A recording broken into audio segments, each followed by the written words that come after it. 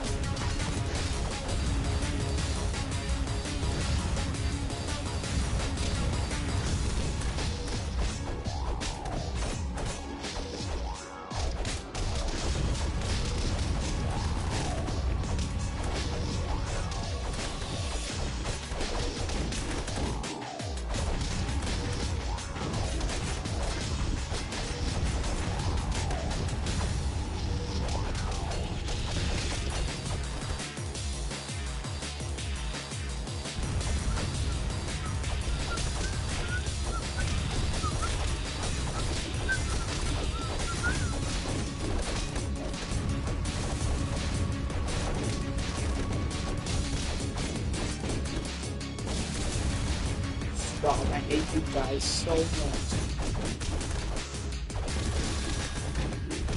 Stop. Stop. This.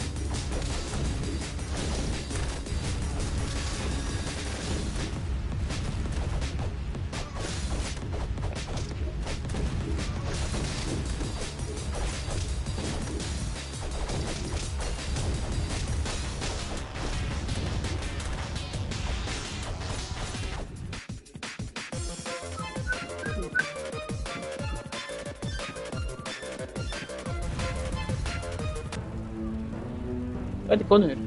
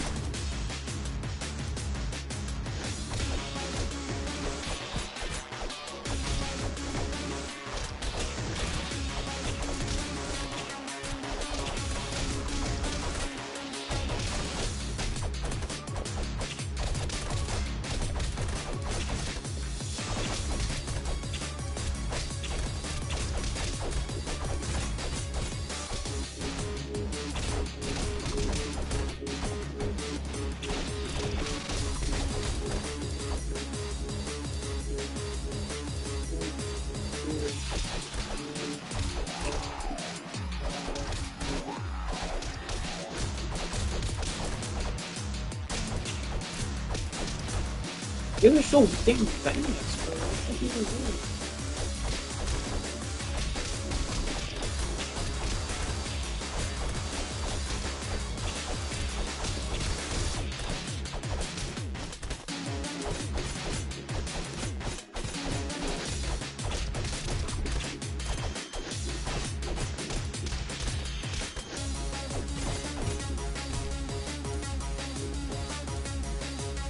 Seven.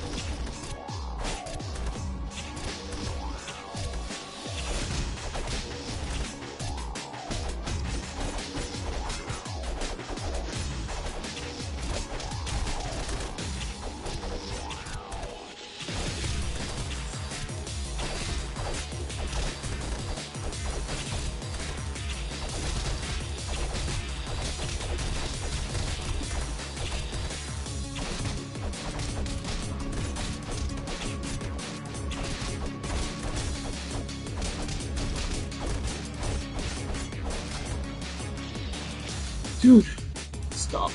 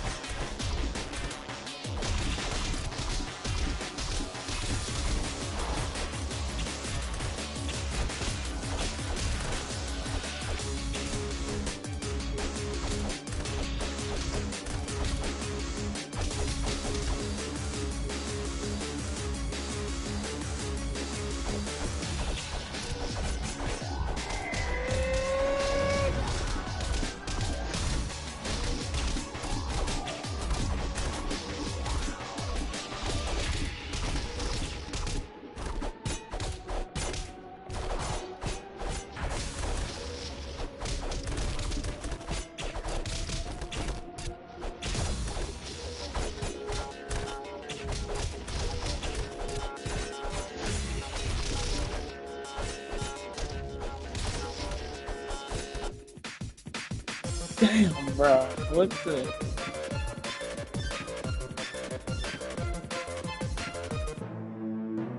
Shush.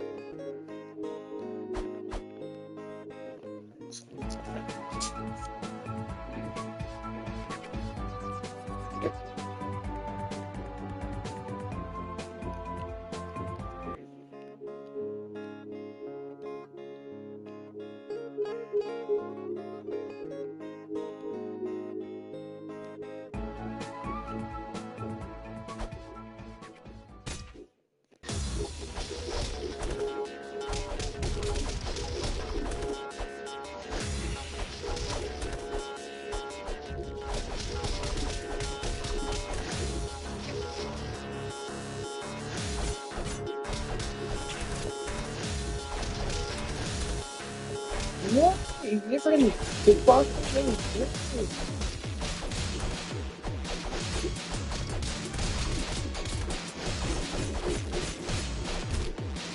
Why am I slippery?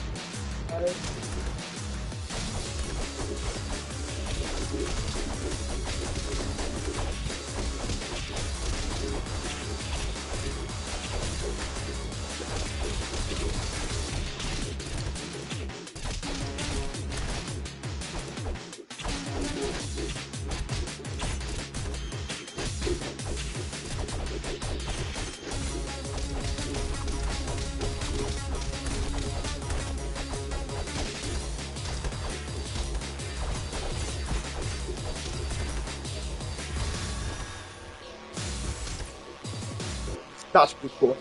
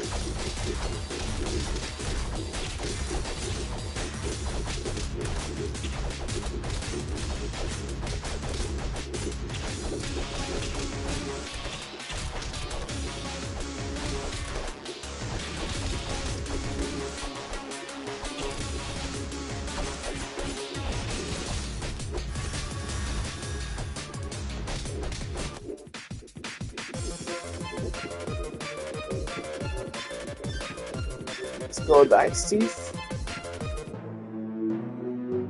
Yes.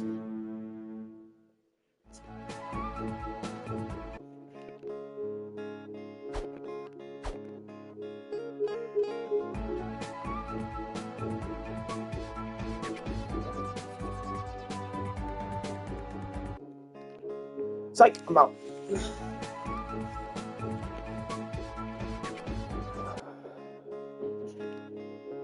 How much is here?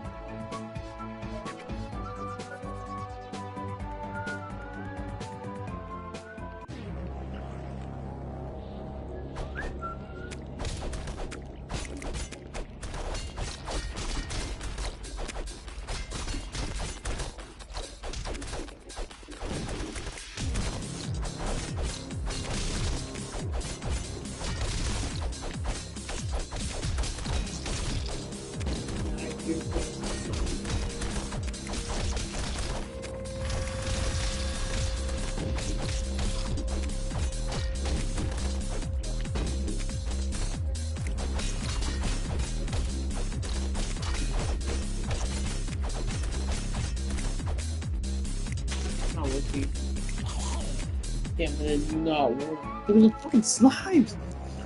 Oh my gosh, get the slimes to kill themselves.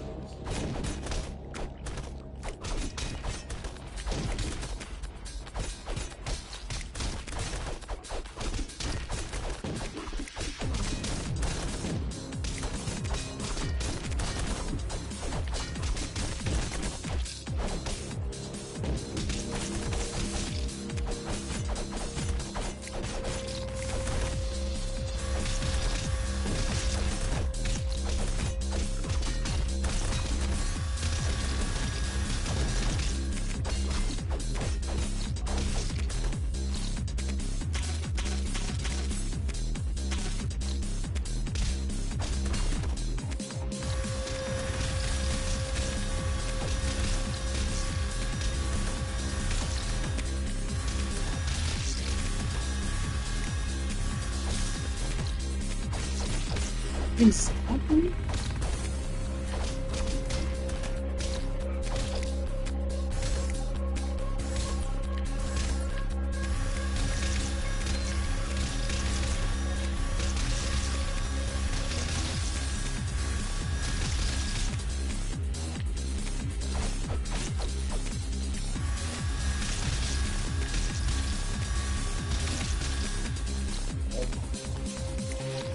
These guys are so annoying.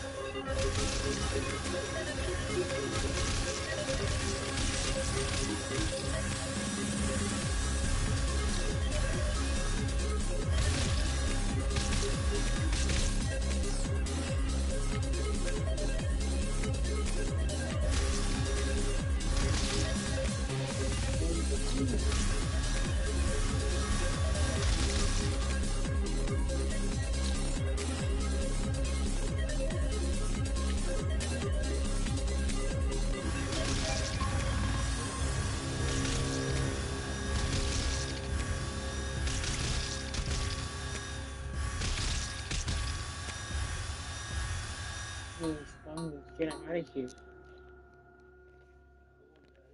You don't deserve to be alive.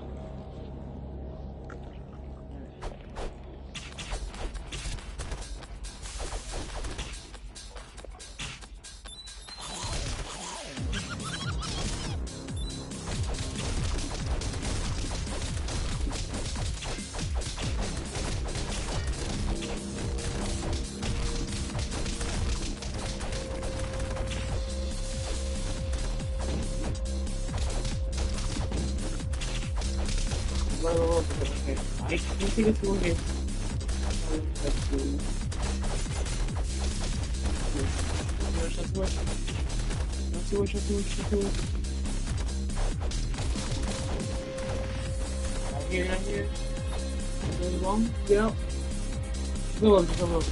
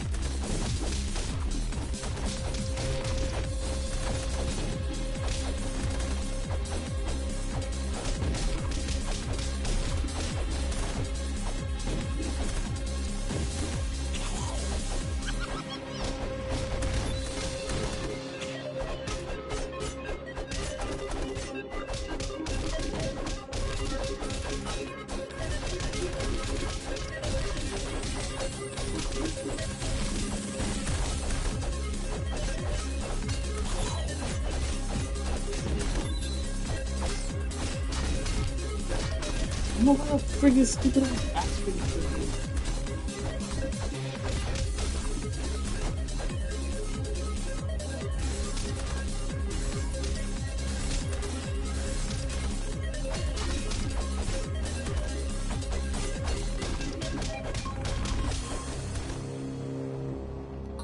Alright, hold on, hold on.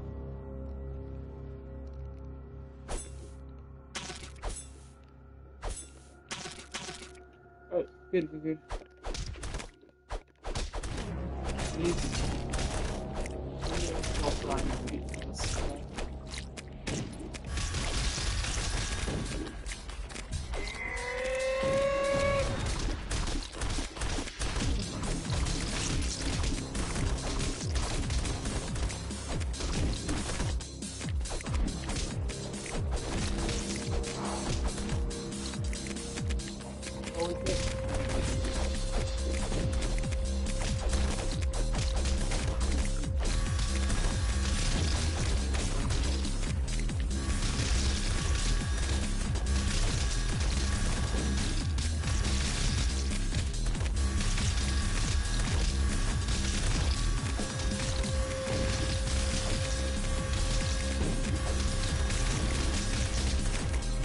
I'm trying to exterminate these putrid creatures, bro.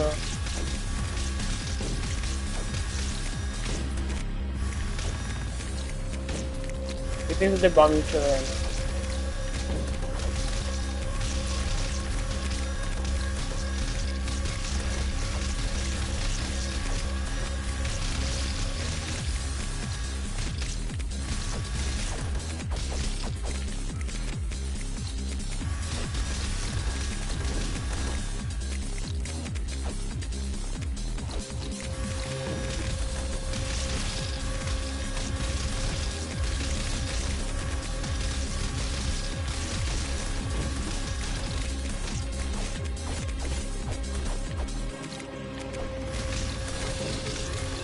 Oh no, this slime's dead yet.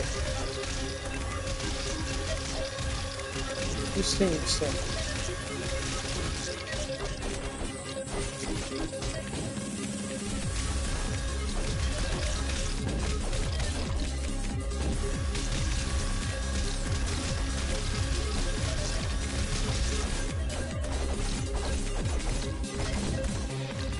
No!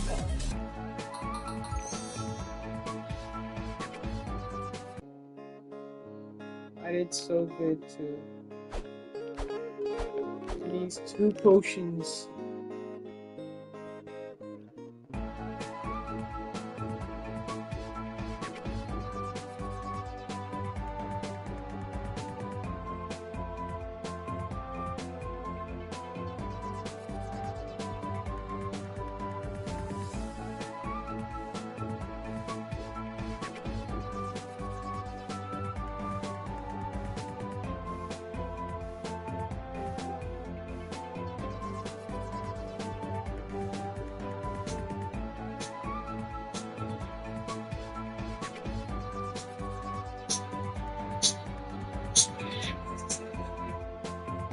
Against Little Horn, we discover that every single time Meat Boy dies.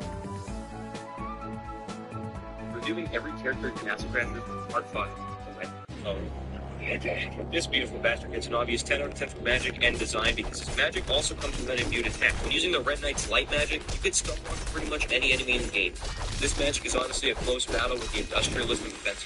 Please note, while playing as the Red Knight, you may experience extreme feelings of power, lots of feelings of extreme violence, topped off with a kick-ass helmet. Our boy Red gets a solid 10 out of 10. I shouldn't have to tell you how to unlock it. Starting with the base, it's not really anything. Reviewing every character in Castle Crashers, Part 5. Right? Oh.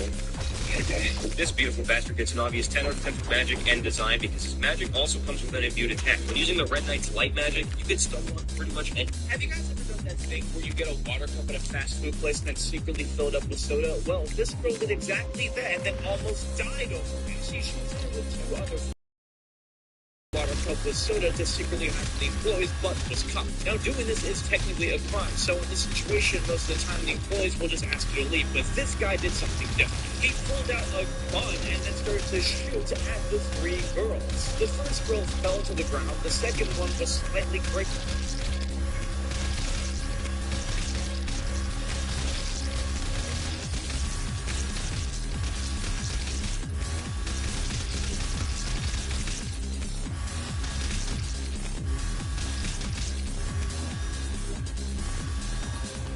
Finally!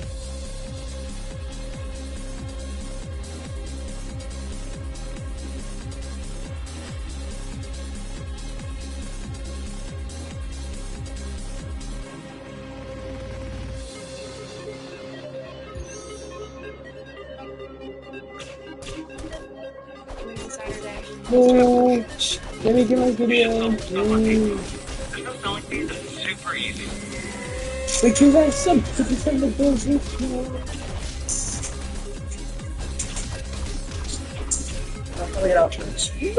way! You're not sandwich up. You're not sandwich up. Alright, chat. Today is going to be a great video.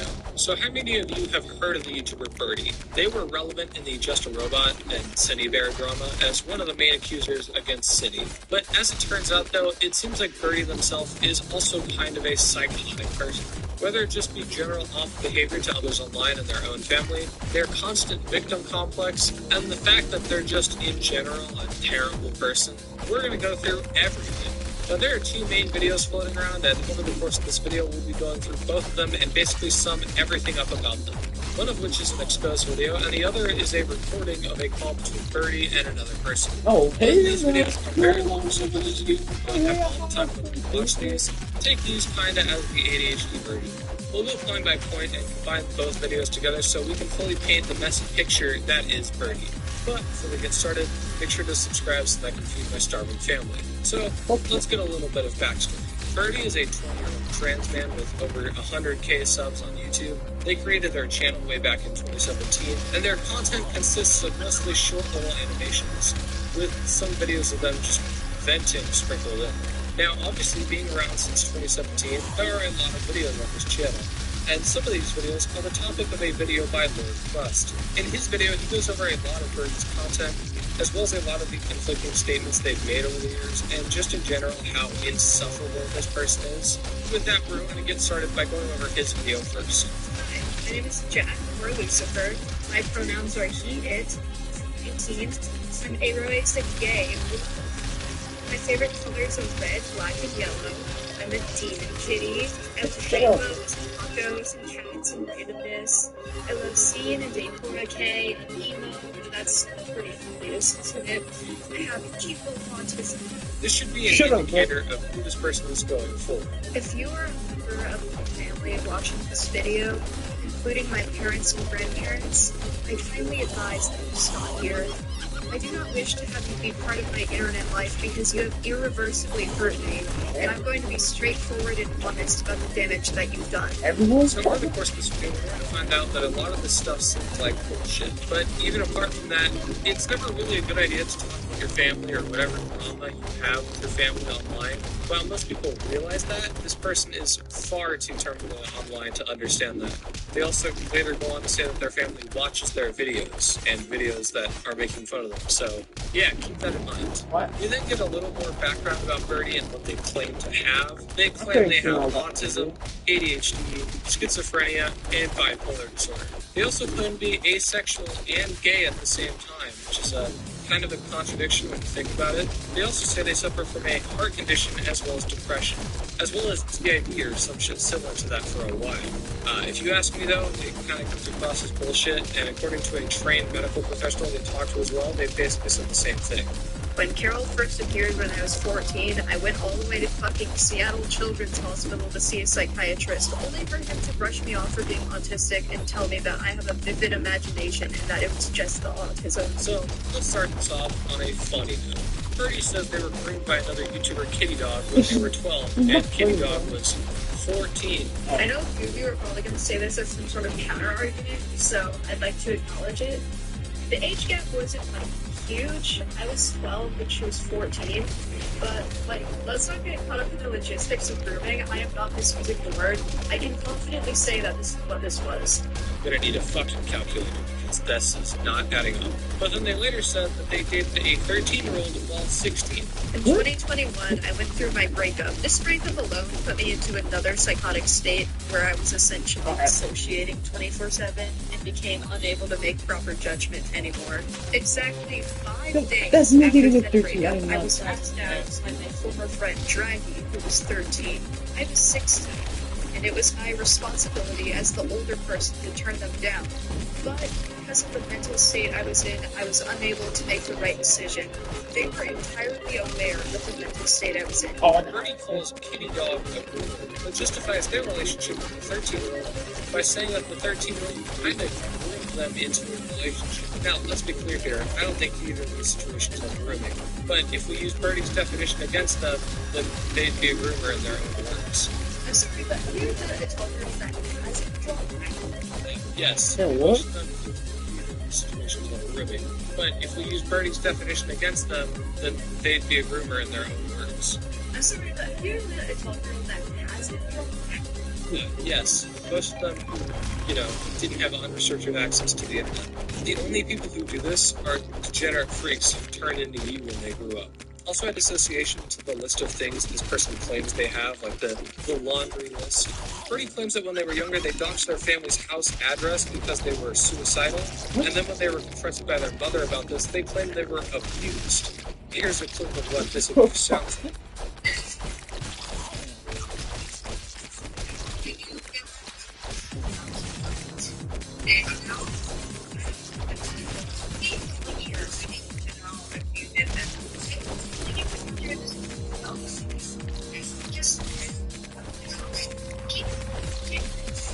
So call me crazy, that's not abuse, like, at all.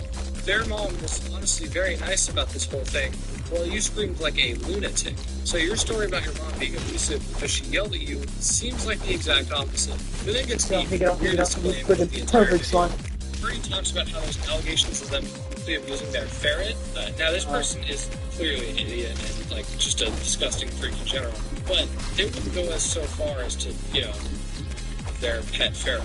So, there's this screenshot that my ex spread around of me saying I smacked a rat to my ferret. Of course, if this was true, that would be fucking deplorable, and holy shit, you have to send me to jail. Straight to jail. That would be it. You have to lock me up and throw away the key, guys. But... But? Wait, what do you mean, but? There's a shit ton of context missing. What? Admittedly, I didn't mention this in the screenshot, but the reason this happened is because I was groomed into it when I was 13 years old. Oh, So yeah, long story short, Birdie didn't actually rape that ferret. They were just prepared to orally Out, which is almost as important as the grooming context, is that right in the screenshot, I said I didn't even go through with it. Like, it never even happened. I just prepared to do it because I was 13 and I was told to. This was extremely traumatic for me. and were groomed into it by someone else. Please keep in mind all we have is the claim that they were going to rape the ferret, and no proof of the fact that they were groomed into it. I don't have proof of this because I lost the DMs with my groomer, nor do I even want to find them. And, by the How way, would you- just based on their definition of grooming before, I'm calling bullshit. Some work anyways. How many It's not times- like I'm it's- physically or how mentally is it capable being of doing the groomed, job bro? in the first place. Fuck capitalism, fuck the public school system, fuck ableism. And most importantly, fuck my therapist. Hell yes. Just die, bro. You can get the fuck out of But here. due to recent events, I've come to find that my whole family is affected, not just my parents, and I'd like to talk about it.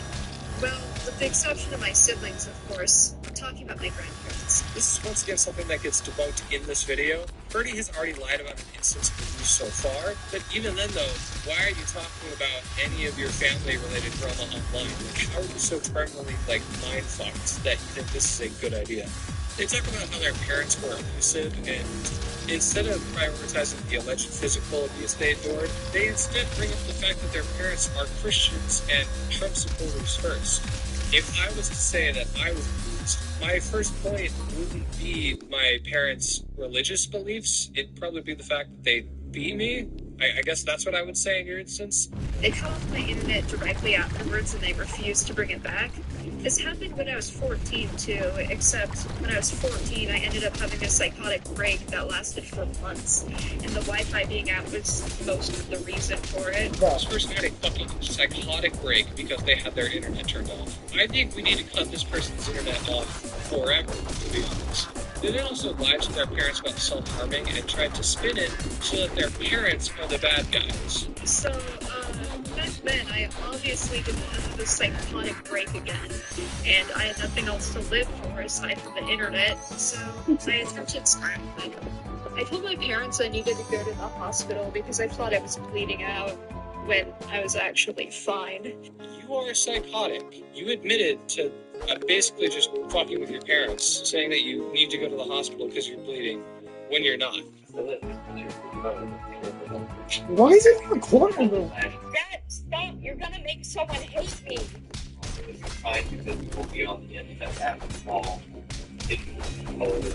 If you cut off the internet, I'm gonna kill myself. You know that. This person is fucking insufferable. Then we talk about how Birdie moved in with another person after their parents kicked them out. And what do we have? Oh, well, this is another person who apparently abused Birdie. I waited until I turned 18, and I prepared for over a year, all while hiding my plans with my parents. I relied on this guy for my own safety, and he began to emotionally abuse me as well.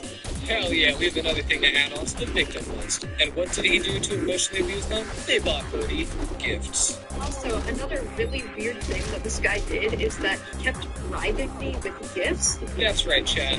This is abuse. Birthday parties are torture for this person. How dare you buy this person a gift? After that fiasco, Birdie then moved in with their grandma, where their grandma abused them by making them wake up to go to class. I'm starting to notice a pattern when it comes to people who are abusing Birdie. Issues began to arise when she expected me to wake up early to go to school 3 days a week and work on math at home for an hour every day, as well as getting to all my appointments by myself. They then lie about their grandma abusing them again. This time they show up text messages to completely debunk their own story. I texted my grandma one day to ask if I could have some food in her house that I knew nobody was eating, and she got mad at me and told me not to blow up her phone asking for help ever again. Once you got to say that, I expect me to believe you when you're showing fucking contradictory evidence on screen. Now, let's do this. Birdie didn't like the halfway house they were put in, so they called their grandparents to take them out. Notice this is the same grandparents they say were abusing them. They then let Birdie stay in a space in the garage for free. I ask you guys, do you think Birdie was appreciative for getting out of No, what they that was described as abuse. a bad area and giving them free space to live in? No, fuck you, you dumbass. Instead, Birdie actually says, once again, they're being abused because they don't have a lock on their door? I began staying at her place, and I quickly realized this was a really bad idea. They had me live in their garage, and the room that they placed me in had no locks and no doors. It fucking checks out to me. Later on, their grandmother actually said they could buy Birdie their own place in their own hometown so they could live there. Rather than live in the places her grandma said she could live in, you know, how they offered to buy them their own house or to stay at an unfinished beach house in Oregon, Birdie said, nah, fuck that, and ended up back at the homeless shelter. And now we delve back into the Cindy Bear situation. Now, I'm not going to relitigate everything about that. It's been covered to death by people way better than me. But some details are relevant. Now, Birdie moved out of his halfway house to live with City Bear. And then everything about that, you know, the whole sending porn to a minor while 20 and they were 14 and shit. Now, if you've seen coverage of the situation, you might know the fact that Birdie started a GoFundMe after City got exposed so that they could move, which I think everyone agreed was fucking dumb. And that's basically the sole reason that their video ever got uploaded. It was to capitalize on the problem. Now, the GoFundMe made $11,000, I believe, and apparently none of that money got used as advertised, because apparently Birdie decided to use that money to buy My Little Pony merchandise. This campaign ended up raising a total of $11,000. I guess. I've seen several videos with evidence that the money did not get used as advertised, but instead went towards furthering Birdie's My Little Pony merch collection, which, okay, buddy. This is a fucking disgusting person. Birdie moved in with someone else after they got kicked out again for being an asshole, and would you believe it? They were once again trying to make themselves the victim, and blamed the person for giving them free housing. The person who initially made this claim was a Twitter user by the Queen, and not actually the individual who temporarily housed Birdie after releasing this video. Temporarily because Birdie got kicked out, of course, which led to Birdie accusing Queen of being a manipulative, abusive hoarder, of course. Dude, this bitch is fucking literally Boogie 2988. Oh my god. How have I just not realized this? The stupid fucking mental disorder lies, the suicide baiting, the lying about everyone in my life being abusive. It's fucking trans Boogie. Stop. Shit, get this person on the account. We celebrated Christmas No together. more. We There celebrated is more. Thanksgiving together. There's always one. I There's always one. treated her us. Even like parents. We went on vacation with family in Seattle for 4 days very recently. My grandparents paid to fly me and Cindy out to Seattle, and they don't even know her. Wait, isn't this like the same family who said physically and sexually abused you? Why are you like happy that they like your roommate? And by the way, something we talked about earlier was Birdie's laundry list of things they claim they suffer with. Cindy, by the way, goes on to confirm that Birdie has 0 diagnoses for the shit they claim to have. Jack is seemingly physically disabled, possibly from a heart condition. The reason I say seemingly is because Jack doesn't have any form of diagnosis, and I don't know if I should definitively state that he has a condition. Is anyone shocked? Because I'm not. And with that, we have finished one of the videos. Don't worry, the second video is way shorter. The second... Here, bro.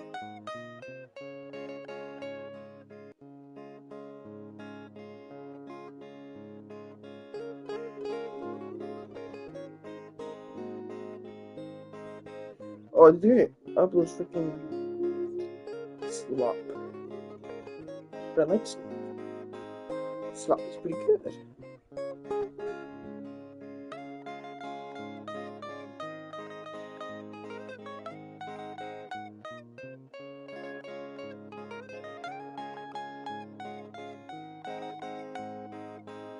There's much more slop.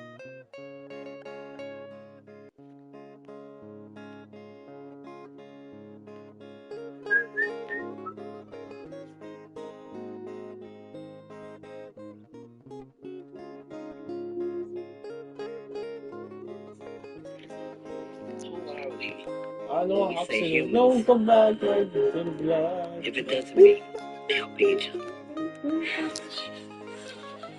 Even This TikToker traded up from nothing to a house and then gave this house away to another TikTok user in need, only to find out a year later that that That's person when you know she gave freaking it gifts to of destroyed TikTok. the house and is now trying to ruin her life. My main question is why? But it's safe to say that what started as one of the more wholesome stories to come out of social media recently ended up in becoming one of the most heartbreaking examples of kindness being taken advantage of. So, this TikToker spent 18 months of her life trading up from a bobby pin to get a house. She then completely renovated it and gave it away to someone in need, only to find out that it was destroyed and abandoned roughly a year later. followed by accusations that she was a fraud. And the worst part is, the one who accused the TikToker of being a fraud and destroyed the house was the same TikToker who had been given the house in the first place. How does that even happen? Before we dive into that story, you've never heard the whole trading up concept before. It's essentially what it says on the tin. You start with something completely worthless, and then you just keep trading it up until I guess you're happy. And if you stay persistent enough and are lucky enough to meet a bunch of kind people and you're very public with it on social media, you could end up with something pretty amazing, especially when you tie it into doing something charitable. And this whole thing was popularized back in 2005 when a man by the name of Tom McDonald began just one red paper clip. Almost an entire year later, and after only 14 trades, he ended up with an actual house. And since then, dozens of social media creators have made their own spin-off versions of this trend, including Ryan Trahan, who probably had the most popular version of this called the Penny Challenge. But after taking some inspiration from the original challenge, in 2022, a TikToker decided to revive the concept and put a fresh take on it. Instead of keeping the final reward she ended up with, she chose to give it away to someone who actually needed it. And unlike back in 2005 when the original creator of the one project first invented it, we now live in an era of masses being on social media. So turning this journey into content was a no-brainer, and no doubt helps tremendously with this challenge. So meet Demi Skip, the TikToker who saw the one red paper clip as a chance to do something positive. She created the Trade Me project, in which she started to trade from a single bobby pin with the ultimate goal of eventually ending up with a house. Here she documented her entire journey on social media channels, posting videos of each trade as she slowly worked her way up from that bobby pin to increasingly valuable. After landing the Chipotle celebrity card, which granted unlimited free food for a year, plus a fully catered dinner for 50 people, totaling an estimated value of $20,000, many people believe that Demi's challenge had actually peaked. Some people said trading it away would be the worst mistake of her entire journey, because no one would ever offer anything worth more than that. But Demi did not listen. Determined to prove me wrong, she carefully mapped out her next steps. Her focus then shifted to celebrities who were die-hard Chipotle fans. She became the hero of burritos. If someone had ever been photographed holding a Chipotle burrito, chances are they were already on the radar. Demi actually got close to closing a deal with a couple of NFL players, but those negotiations ended up falling through in the last minute. Then, to dead ends, an unexpected email came through from a woman by the name of Alyssa, proudly calling herself Chipotle's biggest fan. She reached out to Ken. Alyssa ran a flower business and was willing to offer something that could completely flip the game, an off-the-grid trailer equipped with solar panels and a Tesla Powerball, valued at about $40,000. And against all odds, Demi had found someone who not only matched, but double the card's value. I am so excited to let you guys know that I've officially made my new trade, and it's worth $40,000. In my last trade, I traded 3 tractors for a Chipotle celebrity card, which gives the new owner unlimited Chipotle for an entire year, starting from the day they get the card. This trade, like so many others, was a tough one. So I got to work until I found Alyssa. Alyssa runs a sustainable flower company called Ladybug, and also happens to be one of the biggest Chipotle fans I've ever met. But just as it seemed like everything was falling into place, Demi was hit with one of the most frustrating hurdles of her entire journey. It was 2020. We were still in the post-COVID era. So, stuff was locked down. So, because of that, borders, they've been closed since 2020 from the US to Canada. So, it wasn't super easy to just move a trailer from Canada into the US. And after weeks of navigating paperwork and border regulations, she finally found a way to make it happen, only to be told that the trailer's wheels were illegal under US transportation standards. So, Demi, once again, was stuck. She then called the department every day, even offering to file the paperwork herself if that's what it took. But there was no way around it. She had to wait. For 3 entire months, the $40,000 trailer sat untouched in Canada. Eventually, though, a kind follower for the project offered to pick up the trailer and store it in the driveway near the U.S. border until Demi did it. So she and her husband packed up their car and drove 15 hours north. Once they finally laid eyes on the trailer, they decorated it, photographed it, and got it ready for the next trade. And before they even made it back home, the next opportunity to break. Because while her husband was driving back home, Demi was back on the grind, scrolling through messages, searching for her next trade until she found a DM of a woman who showed interest in the trailer. So Demi messaged her back to see if there was any real potential here. The woman revealed that she was a professional housewife, someone who'd owned around 15 properties at a given time. Apparently, she'd been following the Trade Me project from pretty much the very beginning, just waiting for the right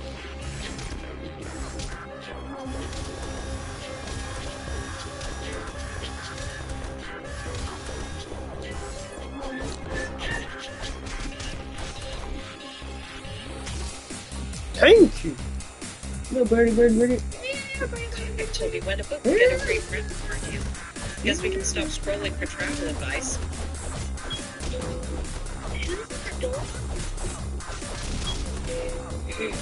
You never know.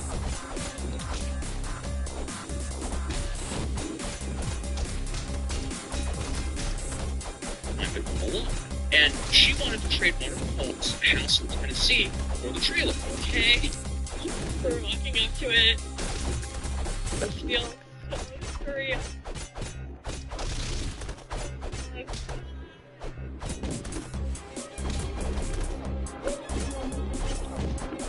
A year and a half of trading a single bobby pin until they get out. And I've done it. So that was it. After a long 28 trades, countless hours of negotiating, Demi finally landed the big one, an actual house. But that's my house. I'm so blessed. You walk through the front That door sounds boring. and you're immediately in the main living room of the house with wall-to-wall hardwood floors. Next, just off the living room is the Alright, couple Cyclops. Check your basic come by no there's a Alright, there you go. I can't block that.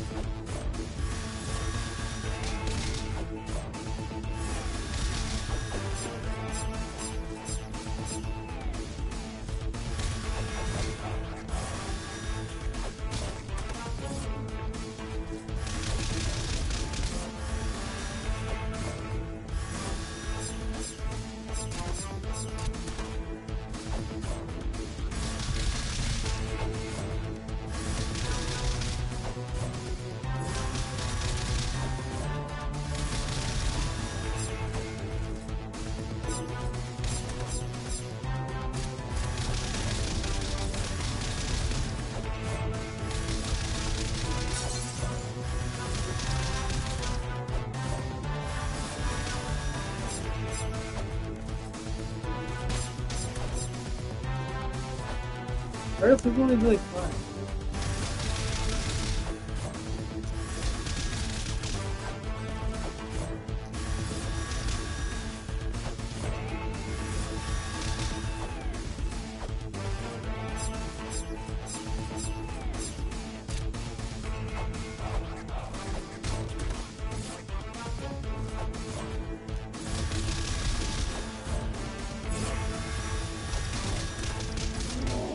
Alright.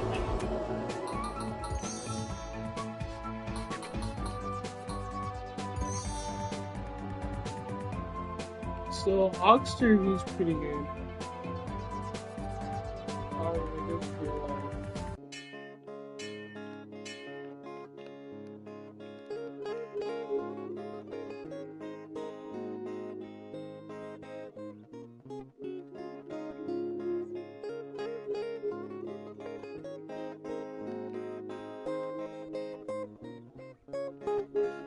I was thinking actually. I got to the kitchen, with enough room for a small table, but definitely in need of some new cabinets and counters. Going to the back of the house is the first bedroom, with new carpet and a big-sized closet, followed by the second bedroom down the hall, with also a good-sized closet and a great view out the windows to the backyard. Lastly is a bathroom with a tub.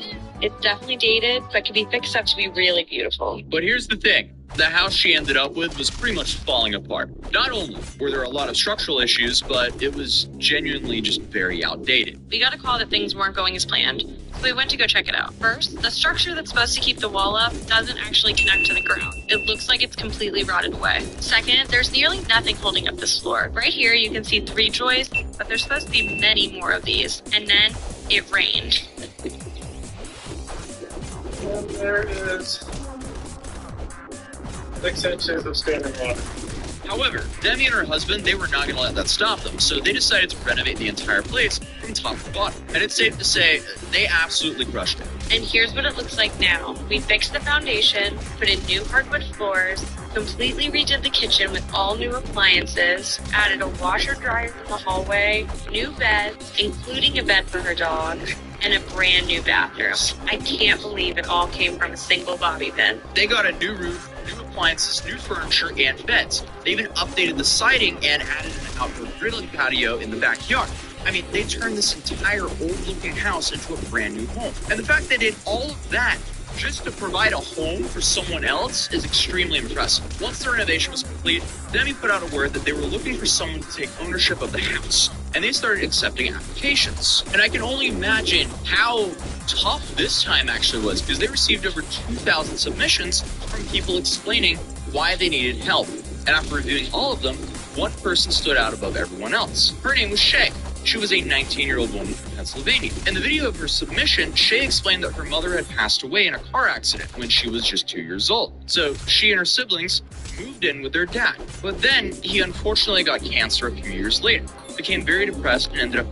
So she then moved in with her grandparents, but her grandpa passed away and her grandma got pneumonia and had been hospitalized for an extended period of time. During the time her grandma was in the hospital, her uncle moved in. And according to Shay, he was abusive and had problems with alcohol. And when her grandma then eventually came home from the hospital, she just wasn't the same person anymore. That same month, my grandmother was discharged from the nursing home.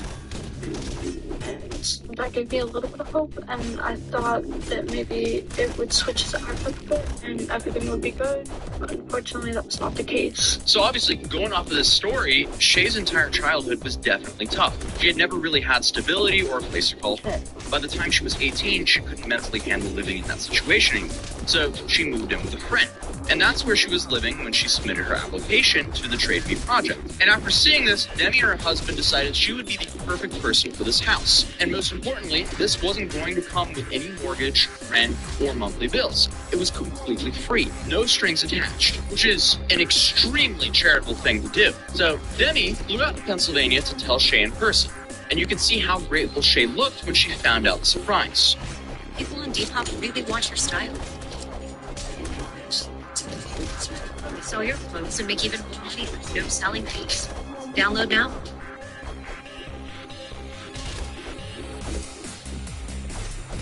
Just snap a photo and list in minutes. Easy, right? Once it sells, the buyer covers shipping, so there's no cost for you. And with zero selling fees, you keep everything you earn. With millions of users and low cost for your buyers, it's easy to start selling and earning. Less clutter, more cash. Download Vinted and list your first item today.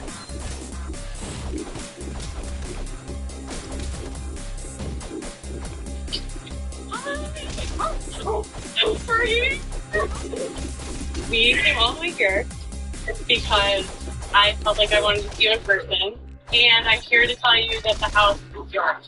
There's no way. Yeah, it's yours. Yeah. Thank you. Oh my gosh, And it did not stop there. Demi also attended Shay's graduation, helped her boyfriend, and his mother move into the house, and even set up an Amazon wish list so her followers could donate household essentials and have them delivered directly to Shay's new address. And then on top of all of that, they gave her a $10,000 check to help her get started in her new life in Tennessee. She really went above and beyond for this new family. This, without a doubt, is like someone winning the lottery. To get a free home to live in perpetually, 10 grand, a bunch of free stuff in the house. It's safe to say the Trade Me project completely changed Shay's life. But unfortunately, that's where everything started to go downhill very fast. So Shay, her boyfriend, and her mother moved into the house and got settled. And for a while, everything seemed fine. But then Demi started getting messages from Shay's neighbors. Apparently, there were several packages sitting outside of the house, getting rained on, and the neighbor was really concerned about it. Demi immediately reached out to Shay to ask about it, and Shay explained that she was back in Pennsylvania visiting for a few days, and she couldn't find a flight back to Tennessee. Okay, no big deal. People visit their families. That's normal. Except, a week went by and Demi still hadn't heard anything from Shay. And the packages, they were still sitting there. So she then reached out again, asking if Shay was coming home yet or if the neighbor could drop off the packages. She also asked if Shay could take some pictures of the rugs, the house, because the company that donated them wanted to use those photos for marketing purposes. But unfortunately, there was no response. So she kept trying. And then finally, Shay replied, saying that she would be home that night and she would take the pictures. But that night came and went, then nothing happened.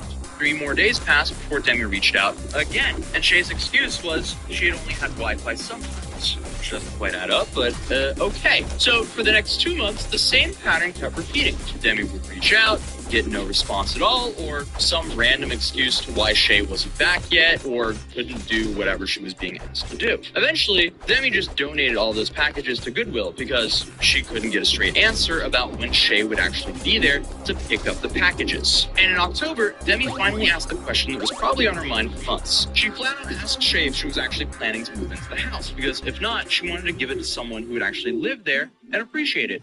And Shay's response was interesting, to put it lightly. She said she definitely planned on moving in, but admitted that she had booked flights multiple times and then canceled them in the last minute because she was scared. She mentioned being afraid because she didn't have a driver's license and would have to rely on buses or Uber to get around. She also mentioned her dog, saying how much she loved it there and how she wanted to pass the house down to someone else who needed it. Demi's response was incredibly understanding and patient. She said that she totally got it. She said she was proud of Shay and she didn't mind managing everything while Shay figured things out. But despite Demi's continued patience and support, 14 months went by with basically no updates and no real communication. So after 14 months,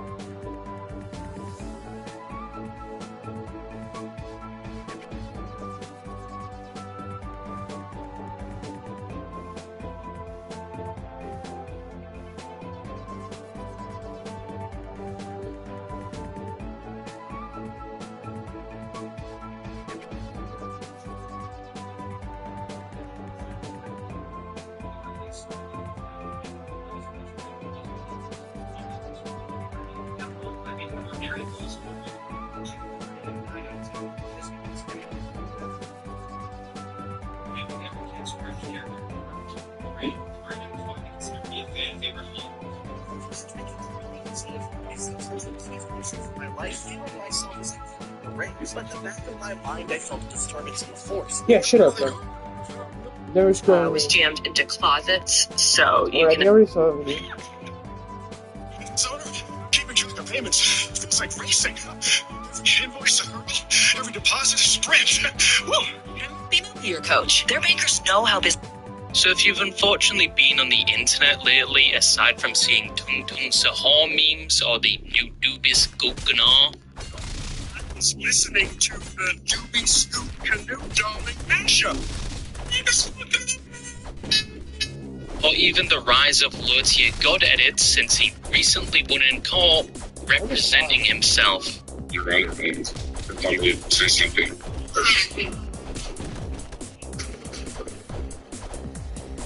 Best written character in our universe, by the way.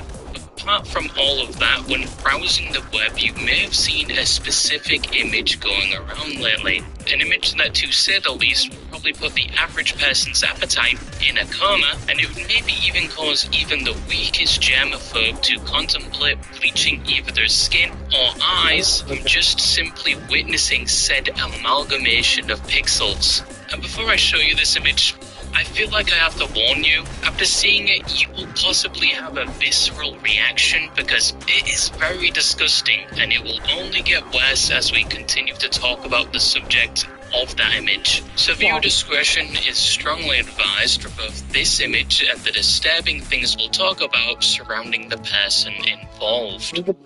So without further ado, the picture you may have seen online is this, an image of someone's back that some are calling... Not that bad. What the fuck is...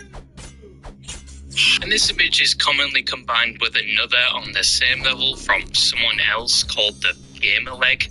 But within this image, the person appears to have either black and red pustules or severe back acne that most definitely rivals the backs of even the strongest gym influencer on steroids.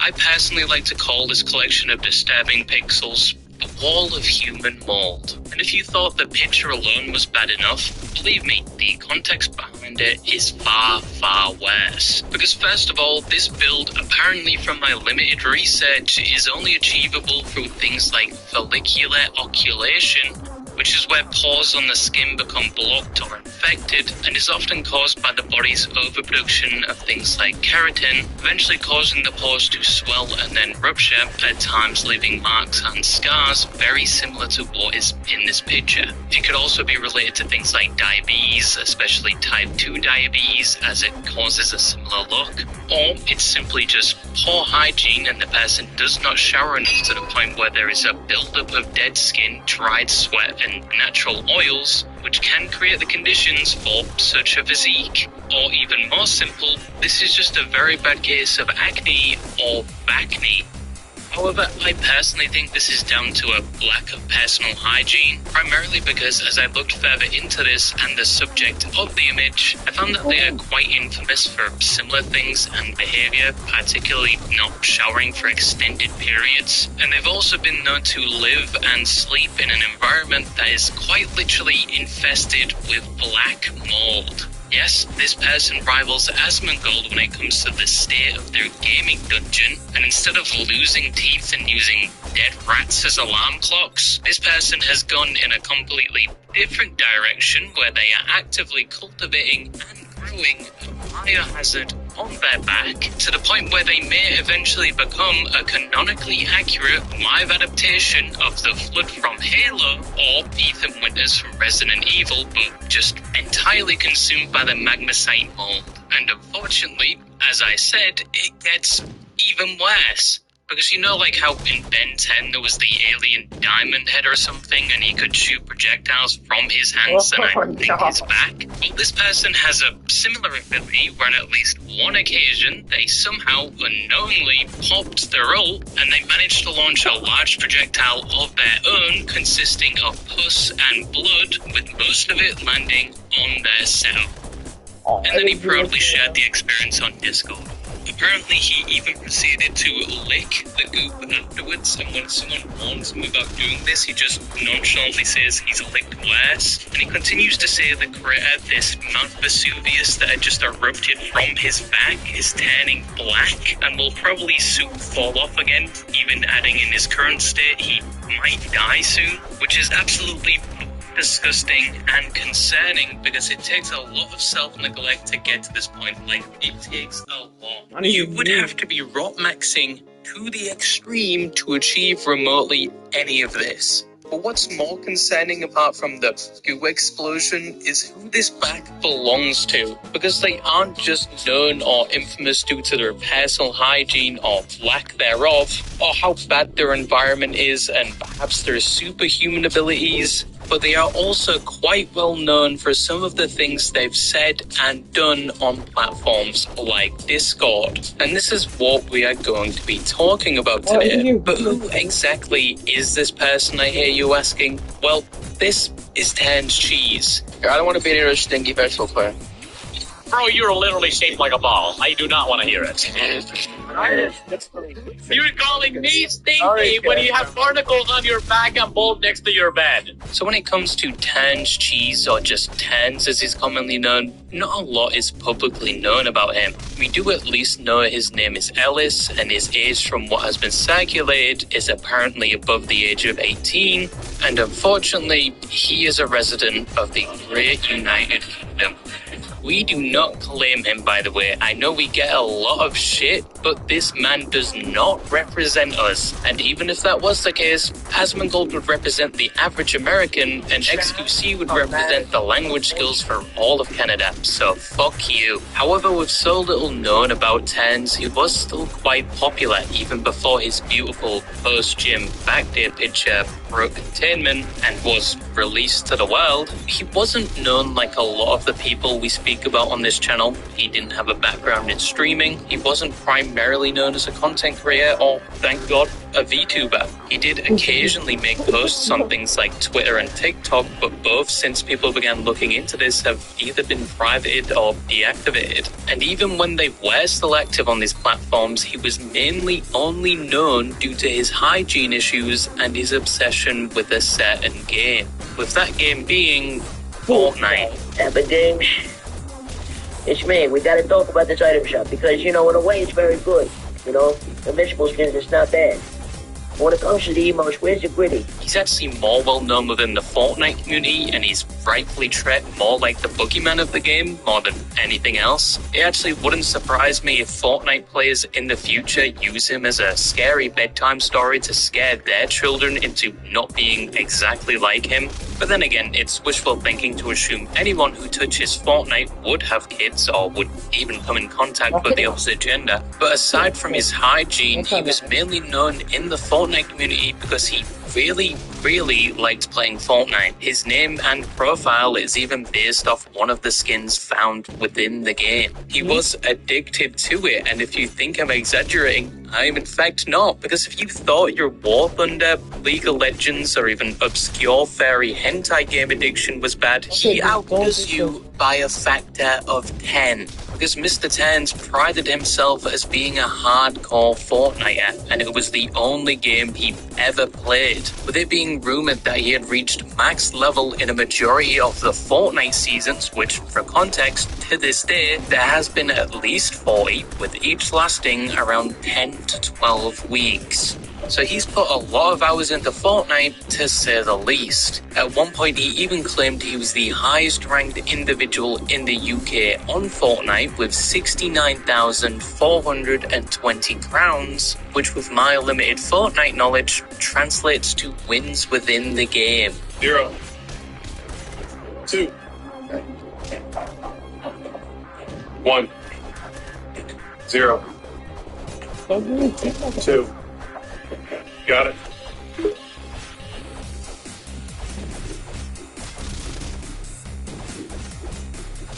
Right now at Ashley's summer savings event, shop 4 mattresses starting at just $6.99.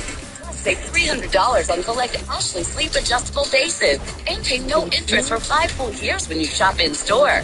Only at Ashley.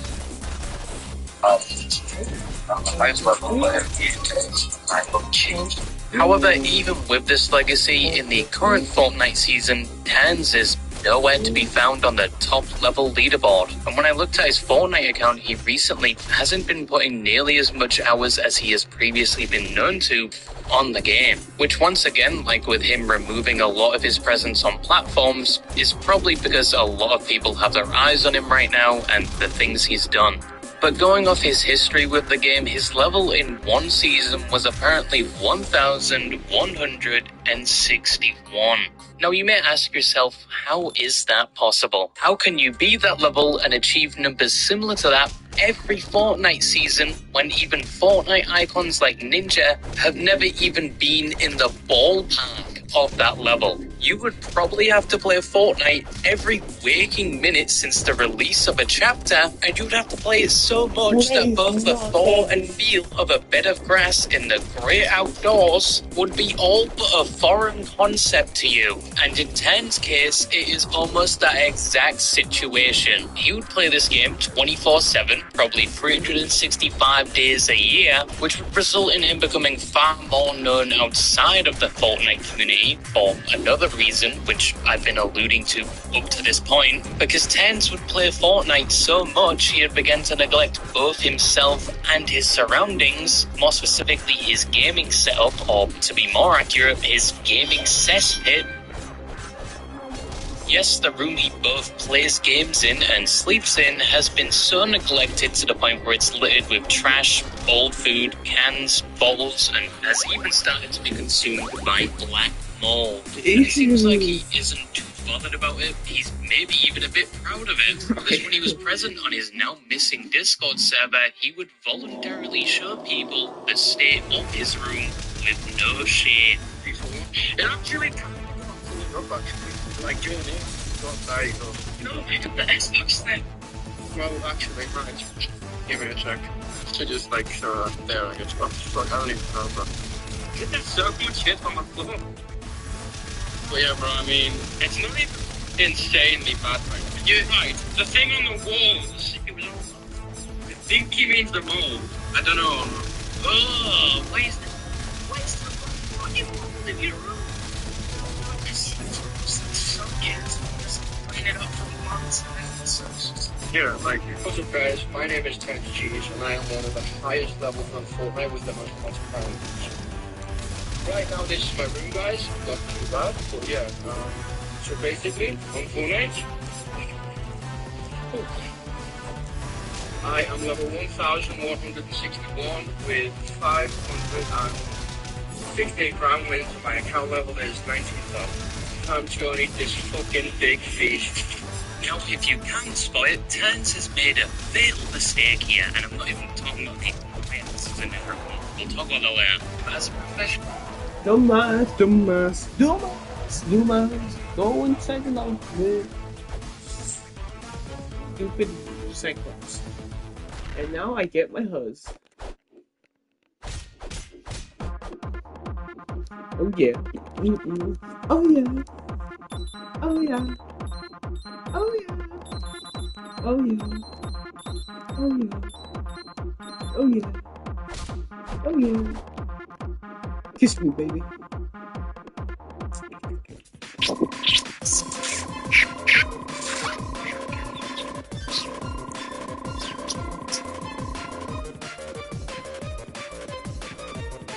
That's odd.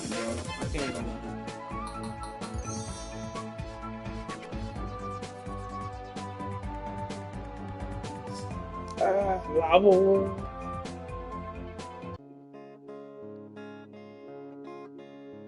Your butt. Sandwiches for 15? Nice strength for chili. Why would you ever want that?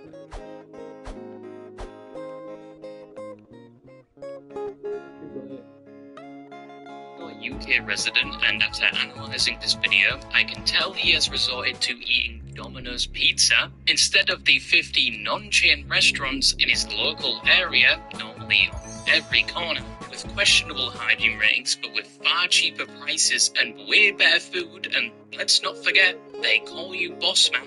This alone is an offence that should get him branded as a traitor and exiled from the UK, just saying. Anyway, there are apparently countless videos online where Ted shows his surroundings voluntarily and openly to whoever is in a Discord call with him, and he's even recorded and posted some of these room tours himself, showing the heap he lives in and the mold that is slowly taking over his abode. In one situation, he even apparently ate mouldy cheese that was sat in his room for God knows how long because it was growing its own ecosystem. And he was only doing this as a celebration for reaching level 720 in Chapter 5 of Fortnite. There are a whole host of images and videos out there of Ted showing off some of the expired food he had forgotten about in his room. And this includes some combinations, to say the least, like hot chocolate and cheese. But if you thought Ted's environment was the worst part of this, let me once again refer you to the image of the... because it's much worse than just his back. One may even say it's so bad that Nagel himself would fear what he's become. And he once again will proudly show these things off. He will show how long and dirty his nails are, the so-called crust on his leg. What is that? It's a leg crust, bro.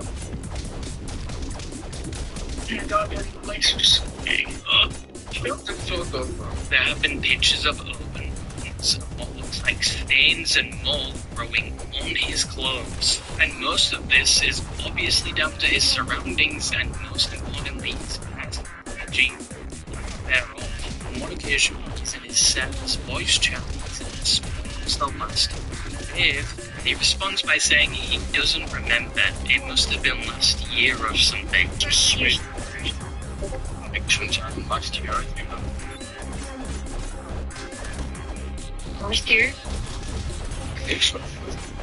I don't know, it's just like, He also apparently collected his back scabs or legs and pissed in a jar and left it to the point where I think you've seen everything in your city. Yeah, I did too, until I started using this app. So I've lived in New York for years. I've never heard of the Armstrong House Museum. It's literally this. Just so you know, now it is entirely possible that some of these events could be staged, or he could be flapping and playing into his reputation for attention, rage bait, but judging from once again his room and some of the images he shared of movements, I think a lot of this isn't an act and he actually lives like this in some capacity. And in my unprofessional opinion, with all of this, it seems like he has something like a hoarder's mindset, or he just does not care about his physical well-being living environment, to the point where he even jokes about it and happily shows other people who just either respond by laughing at him or with disgust, and he even tells people he is going to expire soon as a result of his living conditions. So needless to say, I think that at the very least there is possibly something mentally wrong with him to be okay with living and doing all of this. But then again, I'm a trained psychologist, so take what I said with a grain of salt. However, what really confuses me about this whole situation is the fact Tans doesn't live alone. He lives with his parents, which yes, kind of makes sense since he does spend apparently over 22 hours a day on Fortnite, and it doesn't seem like he really does much else, so like you, I assume he's unemployed. From what I could find from Tan's own words, it seems like his parents are fine with the way he lives, and his parents are somewhat aware of his love for Fortnite, as in previous years they have hosted Fortnite-themed birthdays for him. And in the interview with Wilson STW, he says when his parents do actually want to enter his room, they supposedly don a gas mask as protection. That was actually a tough photo, the gas mask photo. That's, yeah, so basically that's for like my family. If they ever like need to come into my room and shoot, then the gas mask is there for them. Okay, I get that. That's actually nice, bro. I messed with that. Did your family like support like you like entirely? Because I know like I saw the photos of your birthday. They look pretty sick. Yeah, bro. Like, yeah. Tans is also very vocal about his other interests as well, that being femboys and being a furry. Yes, once again, the furry community has taken a hit. These poor guys just can't catch a break, and he really liked femboys. He wasn't even hiding it. But that is basically Tans. I couldn't really delve into his past that much, because once again, since Tans started getting a lot of attention, he has deleted and privated a lot of his accounts. But if you thought all of what I just told you wasn't good enough, it gets much, much worse. Because Tans wouldn't just private his accounts due to people taking note of things like his living conditions. No, as we've seen, he didn't really have any shame when it came to that, and he was very open about it. As it turns out, the thing that would in fact influence him to hide, private, and delete most of his past online activity was allegations. Sit down here.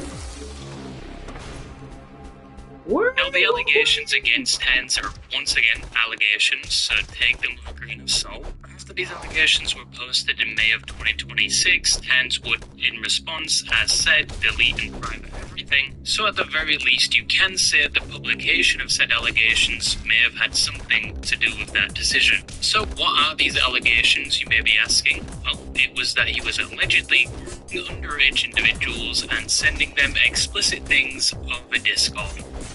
Yeah, and these allegations blew up a few weeks ago and went viral probably because they were packaged with the picture of his gamer back, which is how I found out about this and the history behind it. It was so popular, in fact, it got its own news article where, yes, it does mention the allegations, but mainly focuses on the existence of GamerLink and if it's real. Now, Tans has had allegations even before this when he was, in fact, Chiyoka in 2021, where he apparently sent messages threatening to sexually assault and assault things. Obviously, these allegations weren't as popular as his latest allegations. So in May of 2026, Twitter user Waffling, who claims they were previously one of Tan's closest friends from 2021 to 2025, would make a thread exposing Tans with a plethora of screenshots showing Tan's interactions with those significantly younger than himself. In the first batch of screenshots, they alleged that on all accounts, Tans was sending fairy and femboy to someone that was of age, and they would also have very disturbing conversations with things being sent. And looking through the screenshots, he sent a lot of degenerate shit to this person, so obviously most of this will be censored, even though it already has been, because to be honest, with the original post, they didn't censor it. They then provide proof this is Tans on. He did a terrible job at hiding this wasn't him, because all of his socials were linked to the alt account for some reason. They also had Tans on at least 3 occasions had received 3 child safety violations by Discord, and I don't know how you can receive 3 of these and still be on the Discord platform without being IP banned or just straight up banned. They then alleged that he even dated someone significantly younger than him, attaching a screenshot of when Tans was talking to them. They liked him, and even under this thread there are people sharing their experiences with Tans. But those were the allegations made against Tans. When this was made public, a lot of posts and videos were made about it, and it was mainly down to the picture of his back attached to it. And not too long after Tans was gone, I don't think he attempted to defend himself. He was just gone, and nobody has seen him since. I'll do it.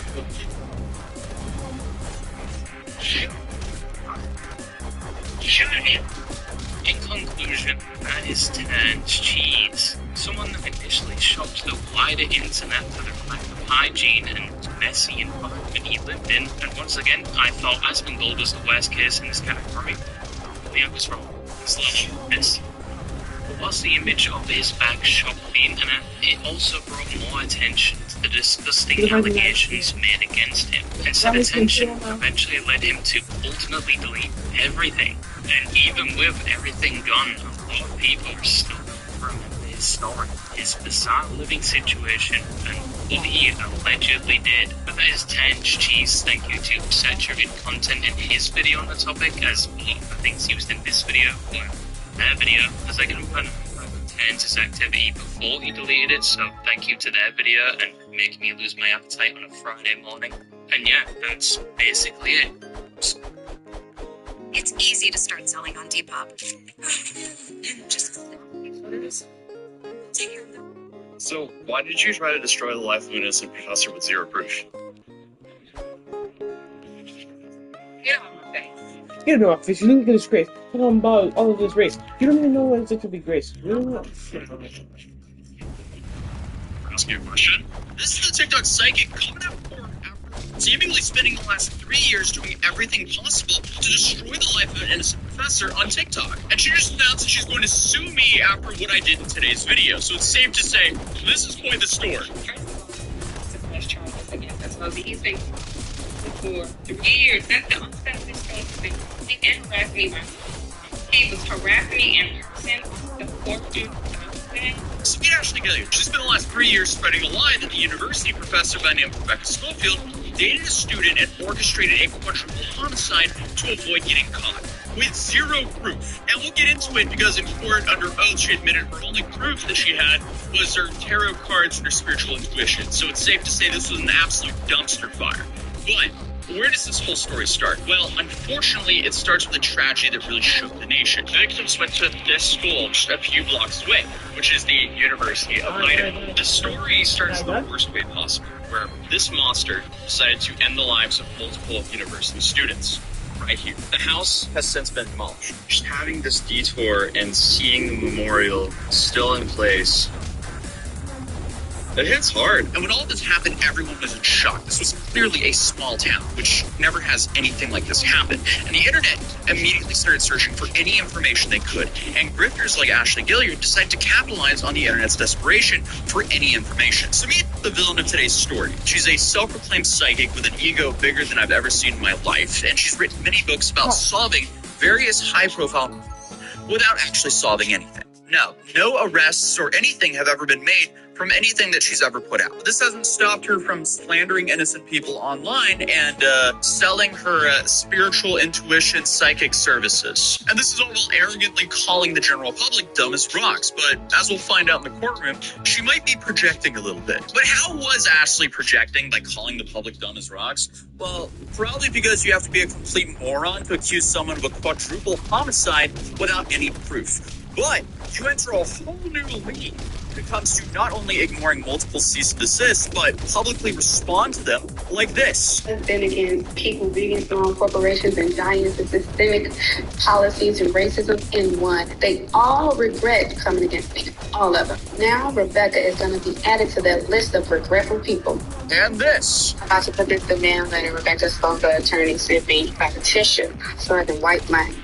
So that left the professor with no option but to sue her. Regardless, this whole story starts in Moscow, Idaho, in a small community that's mostly known as University Town. And here we had a tragedy that shook the nation. And Ashley Gilliard, our self-proclaimed TikTok psychic, took it upon herself to make dozens of videos claiming that she solved the whole case, slandering an innocent professor and other students who were the victims, all for attention on TikTok. But after the original cease and desist by the professor, what happened? Well, I think that's how y'all want me to feel about me, $75,000 lawsuit that I'm going to win. She continued. Do you see? There's a lot of videos about the University of Idaho students and who they think did it. And continued. You need to stop asking me about this lawsuit. It should not even have been allowed. And it kept getting worse and worse. I mean, she was uploading more and more videos defaming this innocent professor and other students who were traumatized by this incident. And why did she do this? Well, because again, she claims she solved the case with her spiritual intuition and her tarot cards. And things are apparently so bad that she wrote multiple books about how she's solved other famous cases. But the only problem is, again, no arrests have ever been made from her information because all of her information is, again, from her own spiritual intuition and tarot cards. So I was in so much belief, I just had to see this with my own eyes because I thought there was no way this woman was real. My only issue is I heavily commit to the bit. But sometimes I make mistakes. And somehow I pulled a document from early 2025 saying the court was going to be in northern Idaho. Clearly, I flew to Boise. I thought that was correct. Turns out I was correct. I just didn't know I was correct at the time. But I guess the information I pulled to double check while I was traveling was clearly very wrong. So the TikTok Psychic's trial is in 2 days. I booked my flight months ago. I was like, yeah, it's in Idaho. So I'm going to book my flight to Boise, Idaho. I'll figure out from there. Well, I'm sitting here just going through all the, logistics stuff because I have to book my hotel and everything. And I realize this is so far away from Boise, Idaho. It's like 5.5 hours away. So I'm going to have to fly in tomorrow. I'm going to have to rent a car now, no matter what, and drive 5.5 hours each way just to cover this trial on top of flying across America. Yeah, I should have planned this better. I was more focused on just uploading videos every single day, and I guess double uploading on some days as well. So I just didn't think to check how close the trial was to Boise, Idaho. This is such a rookie mistake. I'm an idiot.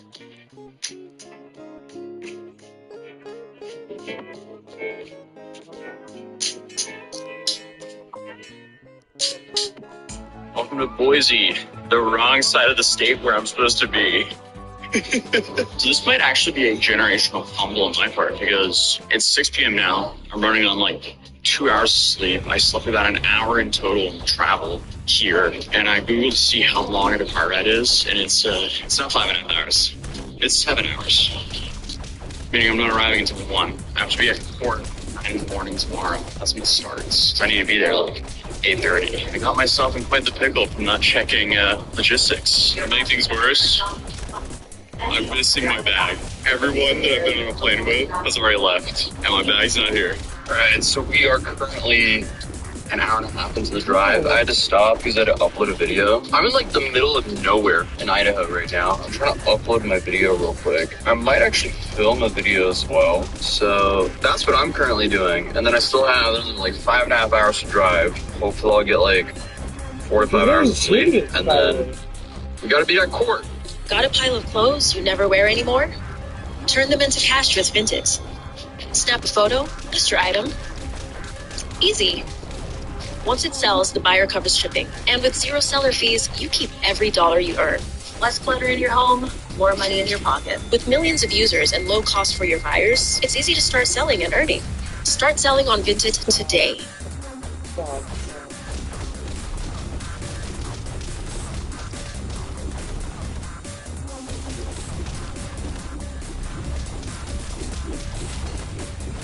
Ten out of 10 friends say you have to go to that wing place. and that pizza shop, and that noodle spot, which you have time for 0 out of 10 nights. Fortunately, DoorDash knows all your neighborhood hotspots, so you can always get the best of what's around. We wish you the best of luck with that. Shake up your dinner routine. Order with DoorDash.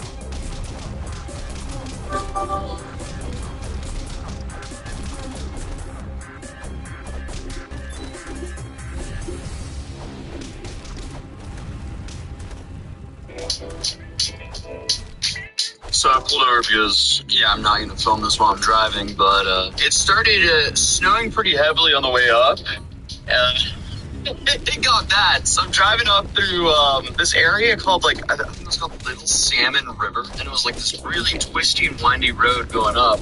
And I kept hydroplaning on the slush, and this car was great until we got it on snow. Actually, I do want to check on the tires. Do I even have all seasons? I didn't even think to check if I have all seasons or not. But you can definitely tell how thin the tires are as soon as you get it on snow. All right, so it's safe to say the massive cold brew and the energy drink is currently saving the year. I have 3 hours left, and then hopefully I can get 4 hours of sleep before I have to get up for the trial, and I'm running for tomorrow. It's been an adventure. A little bit of an unexpected adventure, but onward. I don't know why, but I absolutely jinxed myself. I was like, oh, yeah, we went through the pass. It's getting, better because, it's still snowing, but it's not bad. It got so much worse. I now have an hour and a half left until I'm there. The roads are covered in snow. This is basically just, full-on blizzard. I'm in summer tires, and it's those eco-friendly summer tires, which are, super thin.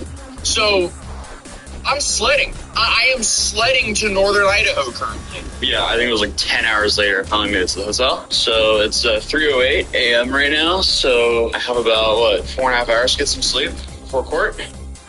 So see you guys tomorrow. I lay down in bed. I double checked the venue again. I'm like, okay, check the venue before I traveled. The information I had was outdated. They moved the venue to Boise, where I was 10 hours ago, before I drove through the blizzard to get all the way up here. I'm at the northern point on the opposite side of Idaho. Now I have to drive the rental car all the way back down to where I started. 7 hours just to be in the right spot. I took a voluntarily 14-hour detour. Oh, I'm operating on 2 hours of sleep, so okay, I'm gonna sleep. I'm not even mad. I'm just disappointed in myself. But clearly, this was an extremely expensive video to make, and while some of it was self-inflicted, I should try my best here. I do want to give a special thank you to today's sponsor, Cooper, for paying for my expedition across America to make this video. Because every year, shoppers miss out on billions of dollars in savings if they had just applied discount codes that are available to the public. But the only problem is, most people have no idea where to find them, and they often take ages to find. But thankfully, there is an alternative out there called Cooper. As Cooper is a free browser extension that automatically finds, tests, and applies the best working coupon codes at checkout, then gives users cash back for shopping through their partnered stores. So Cooper offers 3 main ways to save money on your online purchases. The first one being Cooper automatically searches hundreds of thousands of websites to help find you the best deals and products. And second, Cooper also runs coupon testing for over 3 million different retailers to make sure you're buying the item at the lowest possible price. Then finally, they also offer cashback rewards for a ton of different retailers, which you can withdraw straight to your bank account or your PayPal. And Cooper also supports Chrome, Edge, Opera, Firefox, and Safari on desktop, and Safari on mobile. And then on top of everything, with over 9 million users, Cooper is a trusted source for shoppers. And they work with over 200,000 merchants globally to bring you the best deals and savings. And their Trustpilot score reflects that. So that sounds like a win to you. You can join the millions of users who already use Cooper by clicking on the link at the top of the description down below and adding it to your web browser. So thank you again to Cooper for paying for this expedition. But without further ado, let's continue the video. Yeah, no, I goofed it. I don't know how I goofed it, but I goofed it very hard. All we can really do is make the best out of it. So I contacted the airlines because remember they lost my bag. Thankfully they hadn't shipped it all the way up here yet because or else I would have had to wait here until I got the bag. But now I'm going to go back down to Boise, Idaho, pick up my bag, and then wait for the court documents to drop. So I at least know what happened in court today. And then I'm probably going to do another trial live stream updating everything that happened in court today. And then I'll...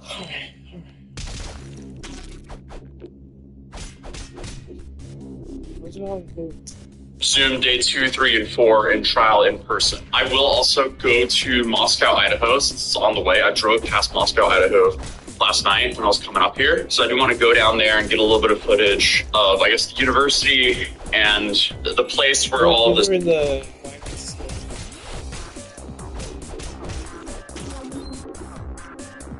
started from. So at least we'll get some footage to make a better video from this massive detour. But other than that, I mean, I've heard this area of Idaho is absolutely beautiful. So I'm really excited to actually be able to do this drive in the daytime so I can actually see what it all looks like. Because last night, all I saw was a blizzard blowing snow at me and just darkness. So it'll be nice to see the scenics. I don't know why I didn't check for the most recent updates on the dockets, but yeah, I was reading something that was outdated. I think it was from January 18th, where they announced the trial was supposed to be here. A month later, it's not though. So hey, it's just a big. I am Hugh Laurie. Come on.